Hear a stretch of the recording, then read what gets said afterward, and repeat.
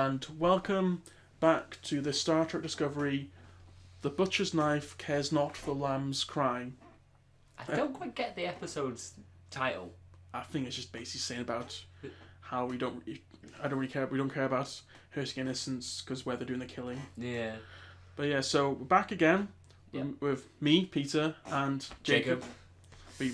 We're doing these motions. Yeah, well, that no one can see because there's no video footage for this. Someday, one of the podcasts I'm going to be on, it's going to be a video podcast, and all of these exaggerated hand gestures and stuff I do will be seen by the world. So, I mean, to turn to this episode, I think it was an okay episode.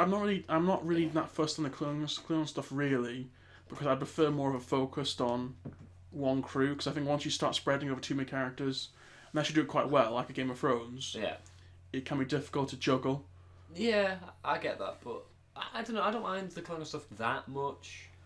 It made it hard to make notes while I was watching the episode because I had to keep making notes, looking up to read the subtitles, making notes. Yeah, I watched this episode a couple of times. It's the first watch just to see the overall impression. The second watch is taking notes on what's going on. But the problem is, with Klingons, it's difficult with the names. Yeah. And I missed up the white Klingon and the Klingon with the facial markings. I mucked his name up and switched him around halfway through my notes until I checked later on they were different people. So if I hadn't checked that beforehand, you'd have been very confused. I was talking about this other character. I don't even use their names. I just refer to them as white Klingon, female Klingon, pretty much antagonist Klingon. Well, no, it was because it's Vok is the in my notes. It's not Takuvma, second in command, and traitor. Yes, yeah, that's fair enough. Yeah, but in terms of the human sort of story, I mean, I think it's again explaining more the spore. Yeah, I would say, like we mentioned in the pre, we probably guessed the creature / spore thing a bit earlier because they kind of made it exceedingly obvious. But sometimes I don't mind it if it's like that. It's Sometimes it's okay to do those sort of things. Yeah, it was if you've got that exposition bit of thing of. You got a bit more of Burnham's character from it, you know.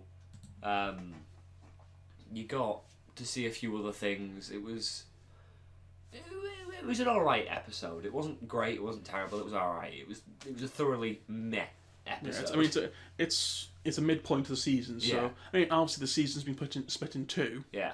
So it's almost like the first. It's the midpoint of the midpoint of the season. Yeah, it's kind of odd, but I mean.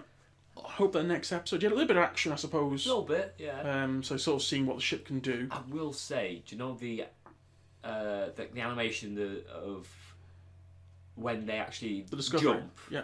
With that whole twisting thing. I really like that little animation. I think probably that's where the ship design is sort of growing on people as you're going along. Yeah, I still think it's an ugly ship, but that little spinny thing it does before it goes into warp, I actually quite liked. I mean, they sort of explain how the other crew essentially died in this as well. So from the whole spinning out of control, radiation and stuff, and thankfully you probably won't see that for a while. Yeah, which means it kind of doesn't make sense if they bumped into a rogue thing of Hawking radiation. That means they were in close proximity to a black hole. I don't remember seeing a black hole anywhere near where the Glen was. And would there be plenty of radiation when they jumped near a sun? Oh yeah, but when they jumped into the sun, and they instantly didn't get vaporized by the heat of the sun. Yeah, I suppose it shows how strong. Very close. Yeah, and it's like I know you all sci-fi and stuff, but you didn't have your shields up first, so your hull would have at least started to melt a little bit. Yeah, because even nowadays, I think the closest. If you were to send a ship to the sun, the surface of the sun is 9,600 and something Kelvin. And at the moment, there's there is nothing that can survive that. Yeah. And to be fair, the corona of the sun, which is the bit coming off of it, it's a layer around the sun, is even hotter. It's I think it's 15,000 Kelvin. Yeah. But I suppose nothing can stay solid at that temperature. You have to just put your sense of disbelief in there because if we start going, oh well, you wouldn't decide that, you wouldn't decide that, Yeah. then you're looking at, well, then you can't jump because there's no such thing as the spores. Oh, I've watched sci-fi and I've gotten away with stuff, let them get away with stuff like that. But it's usually when if they give me some sort of explanation, even if it's a pseudoscience explanation, I'm fine with it. When they just sort of ignore it, I'm less fine with it. It's like, I watched a sci-fi series where the ship literally dunks into a sun. Like, it dives under the surface of a sun and pops out to refuel. I mean, they could have probably said, "Oh, thank God!" I love my exposition, but it's like shields. Oh, shields are down to 20%. Let's get out of here. Yeah, that'd have been. Or it's like, wow, because we're so close to the sun, our shields are supercharged. Or that'd have been like, perhaps that would have been like too naff. But yeah, but I think should we head towards the recap now? Let's go to the recap. Yeah, so we head out. We're opening with the creation of a temporary Starfleet uniform for Burnham. I think it's when it opened that animation, with all the cool like stuff getting stitched together. I was like, oh, what's this thing? And then I was like, oh, it's just her making a uniform. It's like a fancy 3D printer. Yeah, it was a really overly cool animation and special effects for just making a uniform. I thought that was going to be something to do with the spores. Yeah. So I was like, whoa, what is this? Or is it some sort of crazy planet? Yeah. And it's like, oh, it's the new shirt. It's like, oh, okay. It's like it's a nice effect, but okay, fair enough. So she gets back to her quarters. It's a bit of a waste of the special effects budget. Yeah, a little bit. So she gets back to her quarters, and Burnham's basically checking herself out in the mirror. Her rank is still none. Yeah, you are 0. Yeah. And Tilly comes in with a package for Burnham. Apparently she was in the shower when it came, and she picked it up. Yeah. And it turns out it's the last will and testament of the captain of Shenzhou, Philippa Georgia. But she mentioned it's going to keep beeping until you press it. Like, so if you put under your bed, Tilly's like, just press it. I want to sleep, and I'm hearing a beep, beep. Well, this all happens in a day, so nobody. Yeah, but imagine if it had been a bit long, you're like, why are you doing this? I'd have grabbed her hand and put it on it and just made her do it. Like, you press it, walk off, it's done. But it's like she instantly puts that package away. Yeah, and so she can't deal with it. Yeah, she just can't deal with it because she still feels very much. Well, she is responsible, but she still feels very guilty about her death. Yeah, which is very understandable. It's So she gets requested to the bridge, where she runs into Saru, who is surprised by the fact she's there. Yeah, Though he questions Saru, but did he not listen to the broadcast? Yeah, but I did like the as first officer on this ship. I pride myself by knowing everyone's placements and stuff, and yours was on that ship that left yesterday. And this ganglia. Well, she's got a proper name for the tentacle. Yeah, the ganglia. Yeah. Don't think that came out when she popped into the elevator. No. The ganglia was out the entire time she was in the elevator. Oh, because I've got notes about it. Yeah. And when she says about an asset, her being an asset to Starfleet, and he goes, "I was speaking hypothetically, politely." Because I never thought I'd see you again. I was like, Saru with the shade again. Like, announcement: Burnham needed to medical facility due to severe burn. Yeah, it's like Saru just doesn't hold back. I love Saru. He is a sassy man. You need a bit of sass. Yeah. It's like, damn, he's like the best character on this show. Yeah, I really like Tilly as well. Yeah, but she needs more sass to catch up. True. So if she lays the burns down the next episode, like, yeah, you're doing well there. So they get to the bridge, and they're in a red alert situation. Multiple Klingon ships are attacking. They take one out, but another one hits in, and it's a scenario, and they failed it. Yeah, which shows that they're still pretty inexperienced in terms of actually fighting Klingons. Yeah, it's like the captain says in a second. He says, I'm on a science vessel full of explorers and wide-eyed something or others. They're idealists. They don't realise what war's like. There's a spider on the floor. Hello. He'll be fine. Don't even. And he tells them that if they're going to be jumping around loads of different places, they'll be by themselves. So they need to be able to cope with any potential. If Klingons come and get them, they can't call the backup. Yeah, they got to learn how to deal with it. Which is foreshadowing for literally later in this episode. Yeah, probably later on as well in this part of the series, I would say.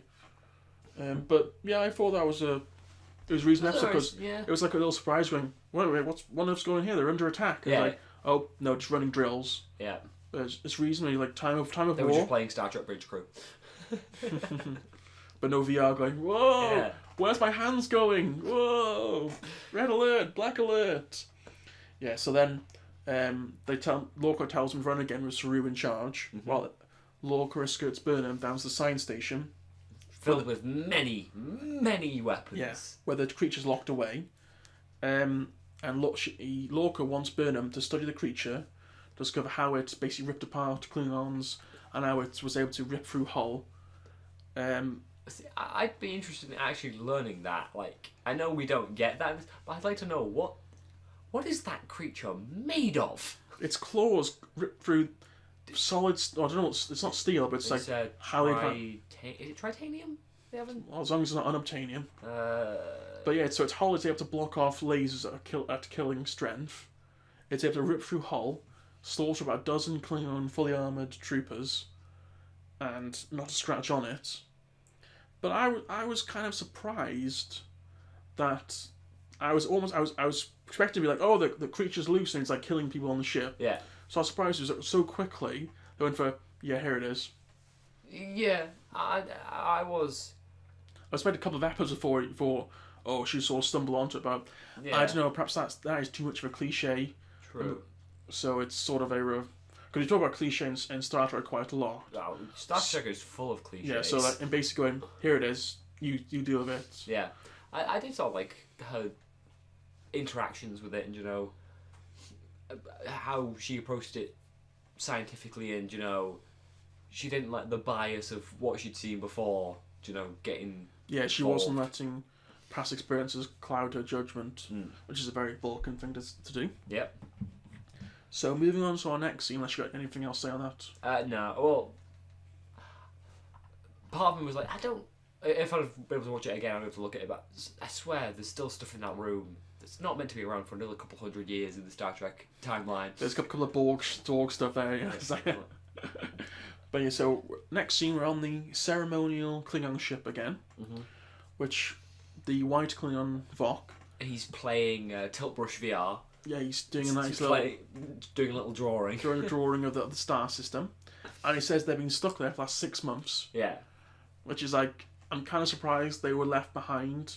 Yeah. Considering essentially they're the ones who almost like... They made the call, they did all this, they brought them together, 23 of the 24 houses agreed to be with them. Yeah, so... So why have they not sent ships in the last 6 months to come and get them and, help them out and stuff? Yeah. And they mention that there's nothing left to repair except that stuff that's on the Shenzhou. They need a dilithium processing unit. Yeah. Well, Vok is against this. Yeah, because he doesn't want to integrate the technology of those people into ours. The female Klingon basically says he didn't have any problems when he ate the captain. Yeah. And it's like, he ate Philippa. Yeah, it's like, I'm surprised actually, but I'm suppose it's a Star Trek thing that people from different worlds can essentially eat each other's foods or bodies. Yeah, you could eat the flesh of an alien probably. Yeah, but anyway, so he's vowing to keep the legacy alive, but the female Klingon says, "Well, what legacy is it if we all die from starvation?" Yeah, which makes sense. Like, we will remain pure and die. Yeah, but the funny thing is, he is sort of our Klingon hero in a sense. But like he's on about keeping things pure, rather than integrating. Yeah. When it turns out we all should be for integration of things, because that's how our modern society is really. Yeah. So it's kind of interesting how they're doing like a. They're giving us both sides of the story. They're giving us like trying to make us almost have empathy for both of them, or sympathy, or they want us to feel for both of them really. So it's almost the struggle of. We probably said before, but the Klingons are such a powerful race. Yeah. They're having difficulty thinking that, well, this other faction is really strong. We can't really defeat them. But we don't want to work with them either, so they're probably unsure what to do, really. Yeah. Oh, okay. I want to know something. I need to know something. Because this is said that his ship is the only one with the cloaking technology. So was that his ship that crashed into the Europa in the first episode? Must have been. But that thing looked like it had like a ram on the front of it, and like it was huge, and it dwarfed the Europa. And his ship doesn't look like. What was it that crashed into the Europa? I need to know. It's a future ship. One of these time-traveling ships. But yeah, we go... next thing we're back on the Discovery. So Landry comes in to see Burnham at the science station. I just cannot stand this woman. Yeah, so she's a bit... I don't know, dull was the part of the... Oh, she's so headstrong. She's so... we need to do this. Weapons. Gung-ho. War. And, she lets... to how the creature's a monster, and it's a whole thing, and even with Burnham telling her all the facts, all the science, she's like, no. I can still understand the whole. Lorca and them are going, how on earth can it survive those things? But you could learn that at the same time as learning its other benefits. Yeah. But they're not interested in that, are they? It's a giant tardigrade, which made me really excited because tardigrades are a really cool animal. Well, I wonder what planet it came from, but might find out later on, I guess. My theory was that it was made. I don't know I'm wrong, but I thought it was like made by the spore drive. Like, something happened and it made a giant tardigrade. Yeah, these spore things, they're coming across like a midichlorian field to me. Oh god, yeah. It's like they're across all the galaxy and it's everywhere, and you're like, this sounds familiar. Oh, they integrate all life, and they make life all connected to everyone. Yeah, I forgot. One with the midichlorians, or the one with the spores, and you can travel anywhere in the galaxy. They said the Latin name for the spore at some point. I can't remember what it was, but do you know what it means in English? What? Star Trekker. Oh god. The spore is the Latin for Star Trekker. Damn it, Star Trek! What are you doing? But yeah, so Lorca is next called up by Admiral Cornwall. So about a mining colony. I think they mentioned something about...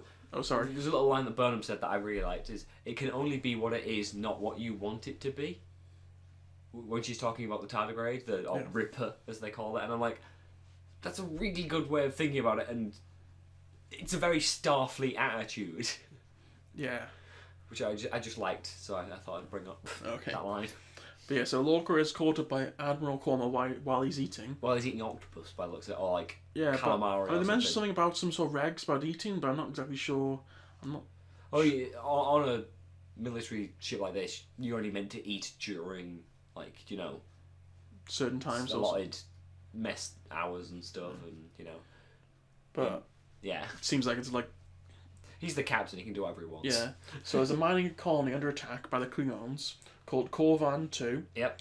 Apparently mines 40% of the dilithium for the Federation, and no other ship is close enough to assist. And Lorca says they're ready to come to their help.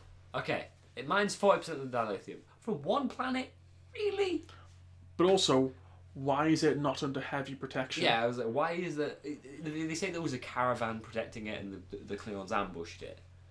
But one caravan, I'd expect at least 2 or 3 ships. And if it has 40% of the dilithium, you would give it ground defences, you'd give it anti-air guns, you'd give it... I know they've given it a really good shield and stuff, but you give it guns. Give it guns to shoot back at them. And they say they got 84 hours before the next ship could get there, which is just over 3 days. But Saru then says they've got 63 hours before it gets taken. Yeah. In the next scene. And it's... I don't understand Starfleet. If in a modern day thing, if someone said all your steel was produced here, nearly half your steel is produced here, but it might take you 3 or 4 days to get there to protect it, you would have a massive... You'd put You'd put a deep space... A garrison. You put a space station in orbit, at least. Yeah. it is kind of I don't know what the economics of Star. I mean, the economics of Star Trek are sometimes kind of ridiculous because it's like universal credit and all those sort of things, but still, it just like they were about if they lost this planet or colony, they basically lose the war. Yeah, and the Klingons probably figured out. But even if one ship they took the birds of prey there. I'm supposed to jump ahead a little bit, but it just seems like a planet where if you don't leave anything there to protect it substantial, you just ask them trouble again. Because the Klingons just go, let's go back again. Yeah. Bigger force. Because he, By the way, we're still jumping ahead, but we'll go to later on. So the engineer is later on saying, we're not ready. Yeah, they're missing something, and Saru says in a few hours the Klingons will take It was like 60. It was something like 63 hours, 42 minutes and 16 seconds or something like that. It's like pretty close. Yeah. So, just show that he's trying to do things, but it's not. He's trying to be the Vulcan of the ship. Yeah. It seems with all that, but So next. And they talk about the stuff they took from the Glen. Yeah. And it's like, it would require a supercomputer. I'm like, do you mean like the supercomputer that's on every Starfleet vessel? Do you know, every time you say computer, do you mean like that computer? That is a supercomputer. Yeah. I mean, what sort of supercomputer do you mean? Yeah. I mean, they're not going to have anything more advanced than probably what you already have. Yeah. Or maybe if you just said a specialised supercomputer, I'd have been more okay with it. But I'm like, just because the fact he said supercomputer, like, I'm pretty sure most Starfleet vessels' computers can be classed as supercomputers. Like, I don't know the processing power stuff. They never really said that much. I'm just amazed by they can pick out all the other accents and still play. You do any voice speaking now, and you probably take it from our accents. Yeah. If I say something into a voice speaker, sometimes things aren't going to pick up. And the same with Jacob. Yeah. It's like so, supercomputer.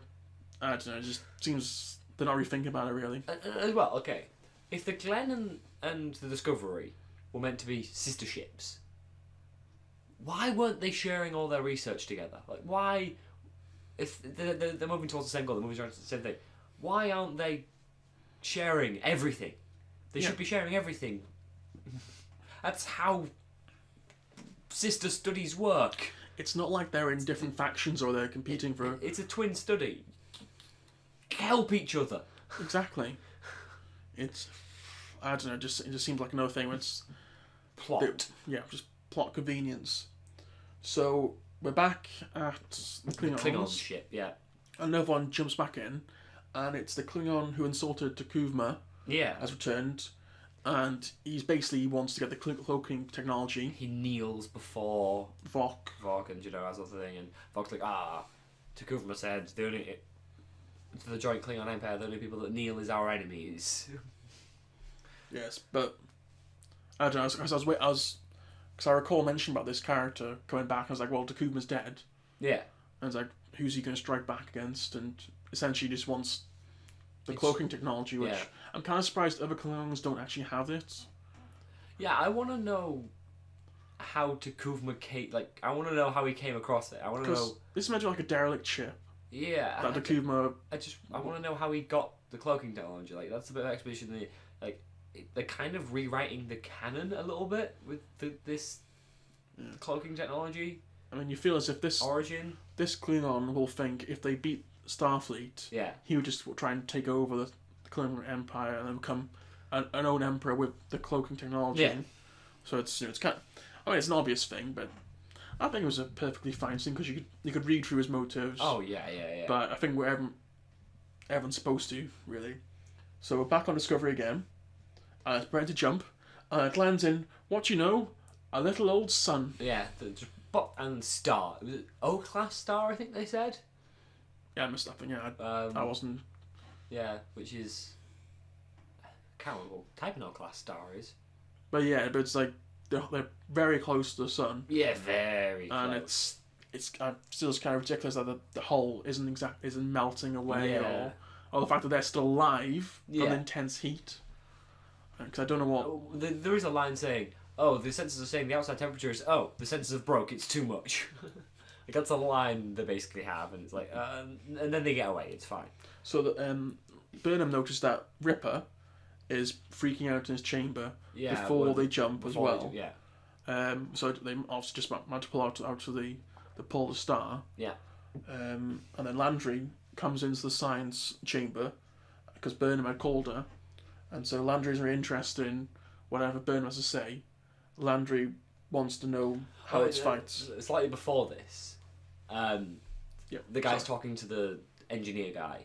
Yeah. And I just like to say, oh, do you want to be remembered like... Oh, no, this is after. Yeah, this is after, sorry. Yeah, so Stamens is getting healed in the medical centre by the ship's doctor. He mentions...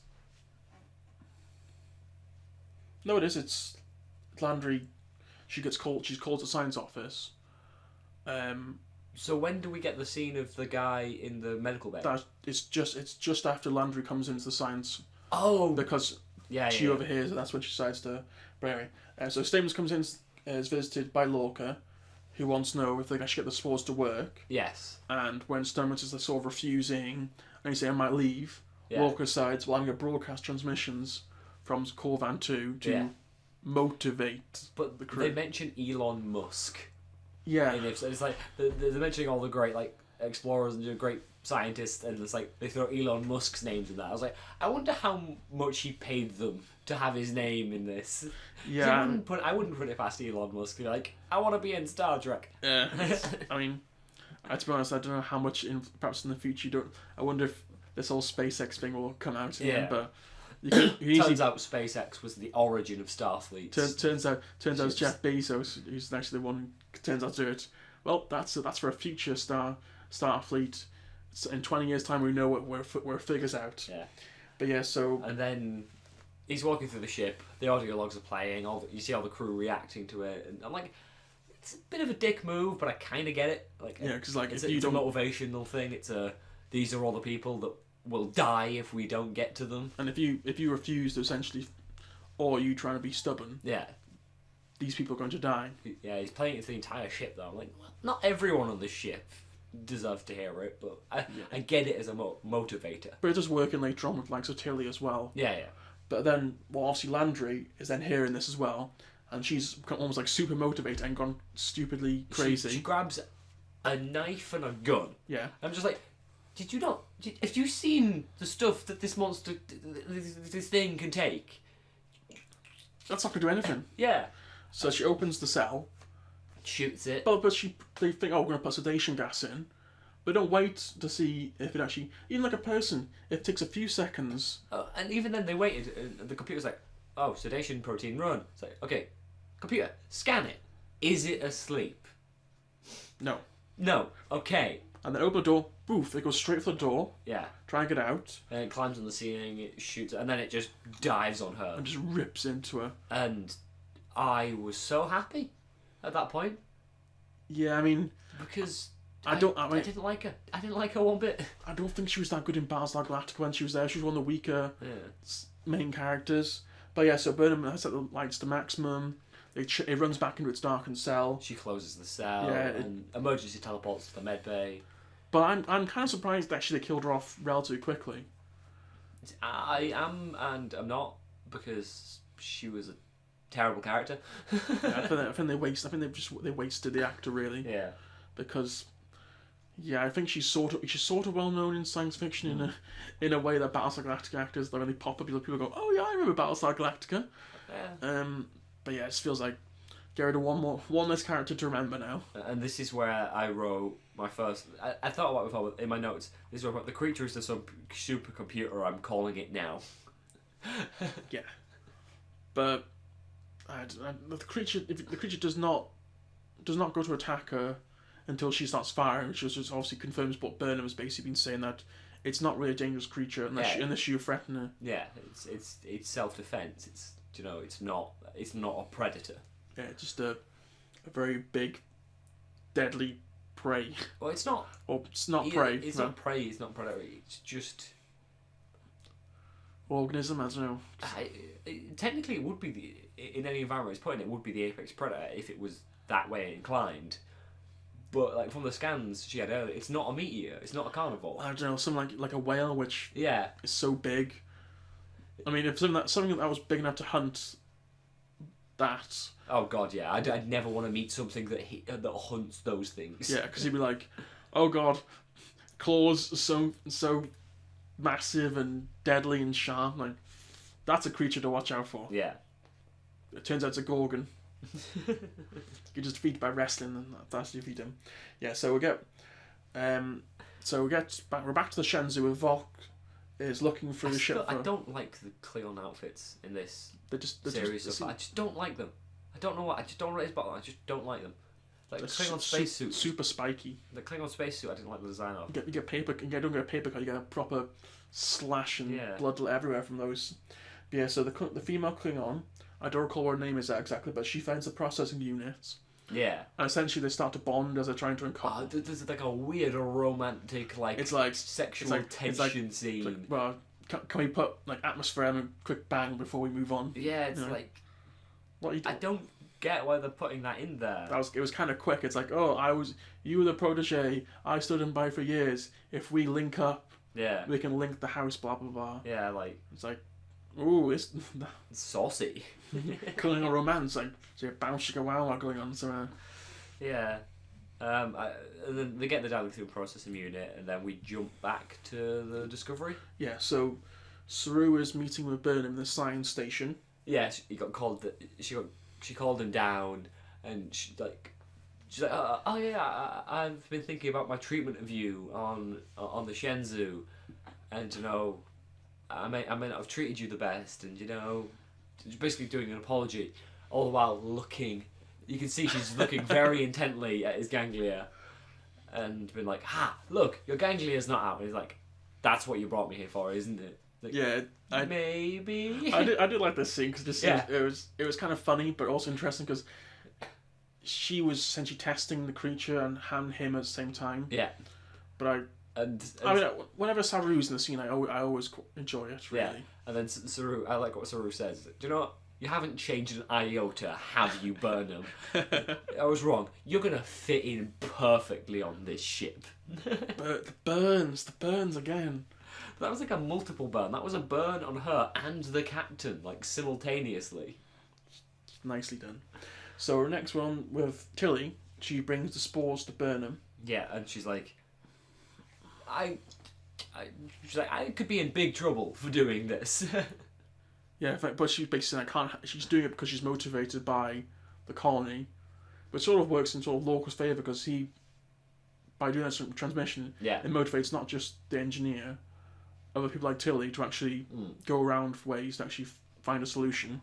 Yep. So the spores. Well, the creature appears to. I'm not sure if it eats them or. No, it was definitely interacting with them. The spores sort of seem to coalesce around it, and it definitely seemed to interact with them. Yeah. And so Burnham shows his details to Starmans about. And the creature. I'm thinking the creature must obviously be involved in what happened to the Glen. Yeah. But that makes me think. I don't know if the creature was involved, but it was definitely there, and it was feasting on because they didn't grow spores on the Glen. Their own. They stored the mushrooms or spores, mushrooms. Yeah. In like vast quantities. So they decided to transport the creature into the spore facility or forest. Yeah. And they realised there's some sort of connection between these spores and this creature because it's just nicely foraging through this little forest. It's a symbiotic relationship that they said, which is why I thought I was like, my theory of so that means I really thought that they were going to do the spores made the creature thing, and then that's why it's a symbiotic relationship is because the reason it's a giant tardigrade is because it was made giant by the spores, and it's a symbiotic relationship because of that. Yeah, the problem with that one, I'd be getting like massive Dune theories because like the melons, the spice, is the larval form of the giant sandworms, who then guard the spice. Yeah. So like if it was like the creature was guarding the spores, I'd be like, that what you're copying Dune now? Star Wars copies Dune, like Star Trek's doing it. Damn it. Yeah. So, but then we're back. No, I skipped ahead a little bit. Oh no, we are back with the Klingons.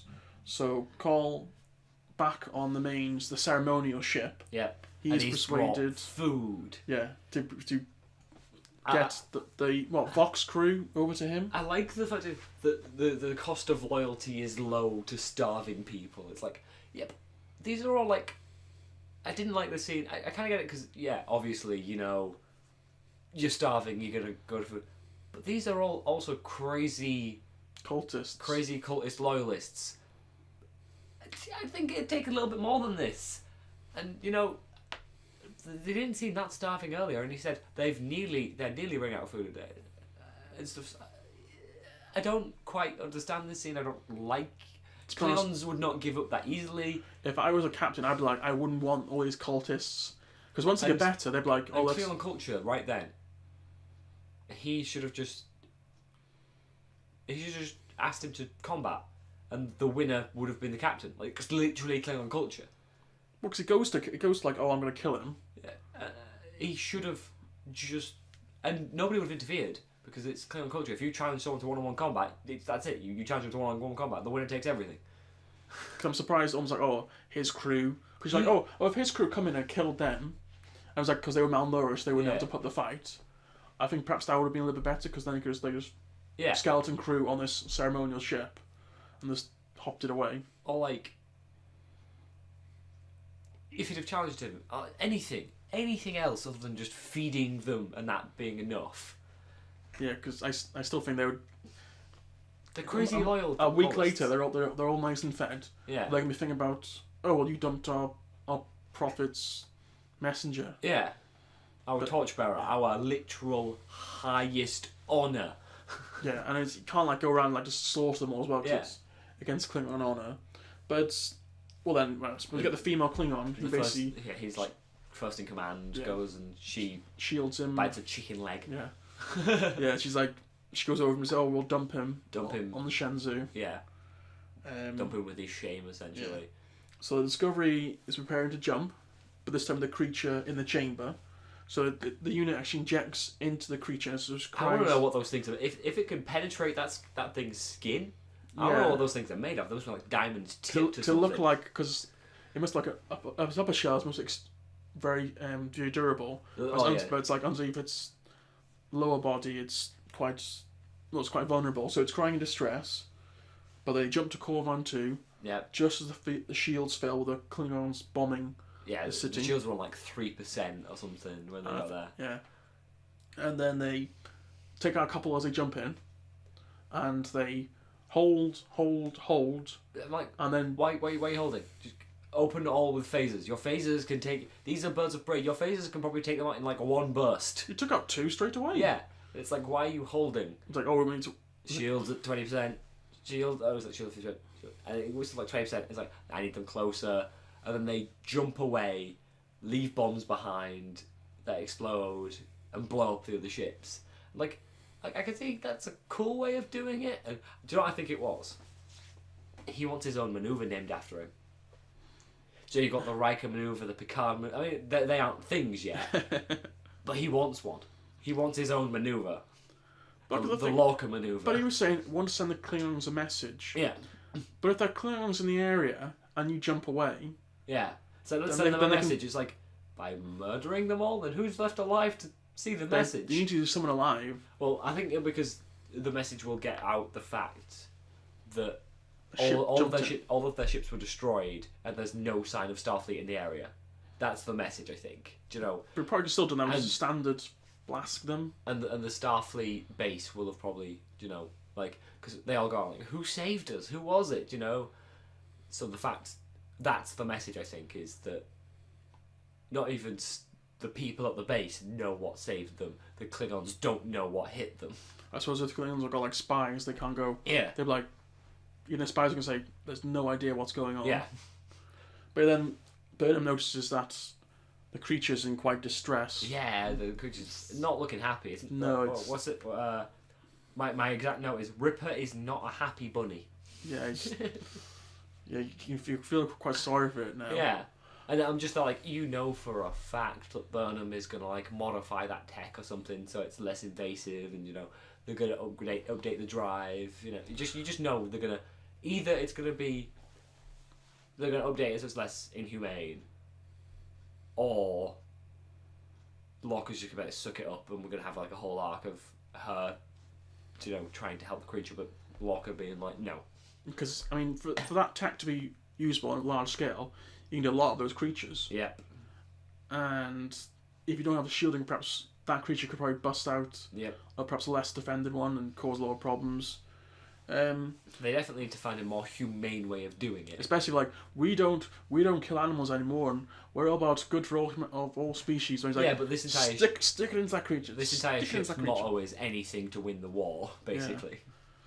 But yeah, so by any means necessary. So hop back with the Klingons, and Vok is being stuck on the Shenzhou. Yeah, he's marooned. The ceremonial ship jumps away, but the Klingons. The second it jumps away, you see a transporter thing. Yeah, he's like, "Oh, my faith will get me through," and whatnot. This is not the end. I know this is not the end. And then, boom! Second in command, female Klingon hops in. And obviously he threatens her. Yeah. And she said, "Oh, I'm just trying to do it to save your life." Yeah. And she says something about taking him to see the matriarchs. Yeah. Which I'm not 100% sure. I don't know a lot about. And they didn't ring any bells to me. Yeah, and she does something I should know. She just mentioned that she brought another ship with her. Yeah, she stole. So it's not like they're going to repurpose the Shenzhou, which is obviously not going to happen. Yeah. Which they stole the dilithium processing unit. That ship's not flying anytime soon. Yeah, so that's a dead ship. But yeah, so obviously we'll see more of them in the future episodes. Then back on Discovery, Burnham brings the creature some spores to make it feel better. Yeah. But the creature is now scared of her. Well, I thought it was scared. I didn't really get that feeling. The creature just seems concerned, stressed. It just seems unhappy in general. It's not. Yeah. Yeah. Well, it's like hopefully I do figure out, because it's not a good image for Starfleet. Yeah. So, but then Burnham, she decided she does want to listen to George's final will. We go back to the thing, and we have Tilly come in, and Tilly gives her little inspirational speech about, Oh, I like to. Well, my mum used to say. Actually, no, that's a lie. Mum never used to say anything unless she was insulting my hair. I like Tilly, and she's like, "You should open it. You're Burnham. You're not scared of anything." And then she leaves as like to give her some privacy to open it. And she opens it, and I'm just like, "Oh, this must be a stab in the heart for Burnham." Because one of the first things Philippa says is, "You probably have your own command by now." Yeah, because she probably was thinking that this would be years from now. This would happen. And it's like, even before she died, she thought she was going to give her command. And it's like, ooh, you have literally no rank. You're less than a cadet first rank, which is what Tilly is. And cadet first rank is literally the lowest rank you can be on a Starfleet vessel, which annoys me as to why she's got access to all this top secret stuff. She should be at least an ensign. Yeah, the Georgia mentions that she needs to take care of herself and those in her charge, which essentially is the creature. Yeah, but it was another thing of take care of you and your crew is what she really meant. It's like it's another whole thing of, oh, this must be a real stab. Like, oh, I thought you'd have your own command. I wonder how she would mutineering. I wonder how she'd be if she did have her own captaincy, because she is. I think she'd be a pretty good captain. She'd be a very Cisco captain. Yeah, she'd be very quite gung ho. I mean, perhaps not like Lorca, like doing. I think she'd be a bit of a mix. She'd be a little bit of Picard and a little bit of Cisco. I wonder if they will make her a captain of a ship by the end of this full series. Because they have announced that season 2 has been greenlit. I believe. Cause I thought it'd be quite early on, but I can see it's not going to happen. I think it's either going to happen. It's going to happen either at the mid-season break, and the second half of the season, she's going to be in command. Because I don't think Jason Isaacs' character Lorca. Yeah. I don't think he's going to survive the season. Yeah. I know, because people say, "Oh, it's the budgetary reasons." Yeah. But I just think in terms of storyline, it's difficult for her to get in charge, because obviously she can't be another ship, because it's got to be the Discovery. Yeah. So she's got to be still around. But I'm wondering how that'll happen, because obviously something will go wrong with the drive core, or. I still think it's going to end up being like the first time drive. Do you know, it's going to be the first time vessel, and they're going to somehow inadvertently start the temporal agents. That's what I'm hoping for. Because that technology, and it's obviously Stamens and his colleague from the Glen with only one skill of technology, and if they accidentally hop to another dimensional parallel universe... Well, they did say then it was that going to wipes- be a mirror universe episode. Yeah, then that essentially wipes out technology from the timeline. Yeah. Because then you have to... And there's a sort of a little bit like, oh, there was this mysterious technology that disappeared, but you can just ignore it, really. Yeah. I think either they're going to jump to like a mirror universe or something and have a few episodes of that arc and then come back, or it is going to end up being a time drive and it's just going to be like, we can't give anyone this. You know, we can't. I think because there's so many good aliens that you can't... Like my personal favourite is like the Borg. Yeah. And you can't use the Borg because they're not around. Yeah. So... Or species. Oh my god, I've forgotten the species. The species that the Borg are scared of. Yes, it's like species X number of numbers. Yeah. But it's... Yeah, there's so many... you can't really use Romulans either because they're not really around as such. Klingons, Obviously- Romulans. You can't really... You can't have the Cardassians or the Bajorans. There's so much stuff you can't... You can't really even throw... oh my god... oh my god, the symbiotic ones. The ones that are sort of like the Goa'uld, but not as evil. Yeah, but there's like so many different aliens that they could have, but they can't use just due to time. Yeah. But getting back to the episode, I thought it was a perfectly okay episode. I mean, you probably wouldn't look back because I quite like the previous episode with the whole aliens feel. Yeah. This was just like quite a split episode, getting the Klingon section of the story back on track, and it was a lot of filler. Trill, sorry, it's the other race, Trill.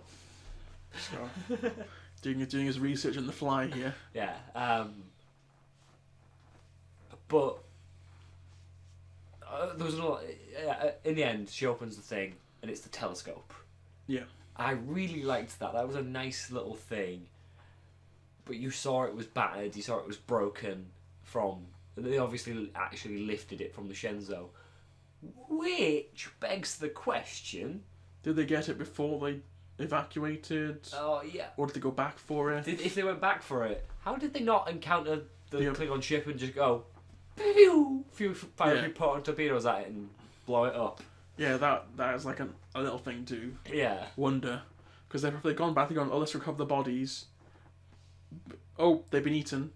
Yeah. They're like, oh, they've eaten our people. Kill them. Yeah. But no. But yeah, so I think wrapping up, I think Yeah. it was a perfectly fine episode. It wasn't. It was Okay. It was an alright episode. It wasn't bad. It wasn't great. I like the whole thing with the alien. I like the scenes that have Sauro in. Yes. Yeah. Sauro is the best character in this show. It certainly is. I still think Michael's character's a little bit all over the place. Like, so, in some scenes she's really emotional and she's really thingy, and in some scenes she's like a brick. Yeah, I'm not really sure what. It's like they seem to be putting her back on a reasonable track. Yeah. Because you don't know if is she going Vulcan or that is like a Spock sort of thing, really. And is But Sarek ever going to show up again? Like. Yeah, it's been 2 episodes without him, and I'm assuming he probably hasn't for diplomatic reasons. I decided I'm not going to talk to you while you're in prison. Yeah. But yeah, you'd have thought that would have popped up at some point because he's quite a big actor, really. Tom Green, I think it is. Yeah. But yeah. Yeah, so I think that wraps. I think that's Yeah. end That's of it. the episode. That's it Yeah. today. So we're back next week. Yep. So Mr. Robot starts tomorrow. So we're doing a quick little review on that. I might see if I can get a guest to do something like that, but we'll see what he says. I need to watch Mr. Robot. Is there 2 seasons of it so far? Yep. I need to get on that. You got Amazon Prime? Yeah. Yeah, so if you got Amazon Prime, you can watch the first 2. I don't expect you to watch 2 seasons in one night. Oh god, no. No, I wouldn't recommend it either. You know, there's a lot of binge stuff going on nowadays. I don't think you physically can with the amount of episodes there are as well, with how long they are. Yeah, it's a bit. Well, yeah, so we'll come back for that. Yeah. I'm probably doing a little review of Lucifer, the second episode of season 3.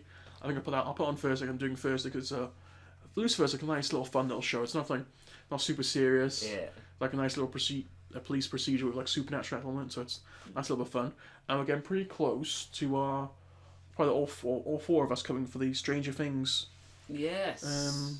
Probably do a preview for the 20th, but also apparently there's the Punisher season coming up. Yeah. Apparently that was going to be out last weekend, but Really? due to tragedy in Las Vegas, I didn't know that. yeah, they put it back, which is quite understandable. Oh god, yeah. So it's possible that might come out in November at some point. Oh. So if that pops up, well, whenever that pops up, we'll chat about that because Yeah, I'll that's a show I probably will binge watch in the first day. yeah, because like Punisher is like a really well fun, no, not fun, intense character to watch. Yeah, but so we'll be back definitely back next week.